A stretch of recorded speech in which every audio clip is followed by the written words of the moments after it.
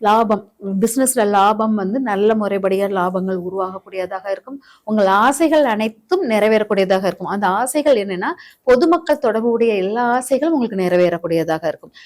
Individual லைஃப்குள்ள விட பொதுமக்கள் தொடர்புடைய பொது வாழ்க்கைக்குள்ள விஷயங்கள் எல்லாமே நிறைவேறக்கூடியதாக இருக்கும் அப்படிங்கறத எடுத்துக்கலாம். நிறைய வந்து பயணங்கள் மேற்கொள்வீர்கள். நிறைய ஊர்வலம் போற மாதிரி பயணங்கள் மேற்கொள்வாங்க.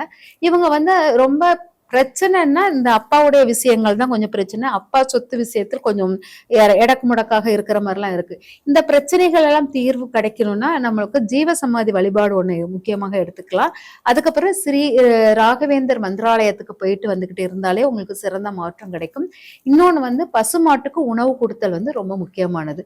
நிறைய உணவு விரயம் பண்ணுவீங்க இந்த வருடம். அந்த உணவு விரயத்தை கொஞ்சம் கண்ட்ரோல் பண்ணணும். ஆனால் இந்த வருடத்தில் உணவு தானத்தை நான் சிபாரிசு பண்ண மாட்டேன். நிறைய நிலவு ஒளியை உள்வாங்குதல் சிறப்பாக இருக்கும் அப்படிங்கிறது அர்த்தம்.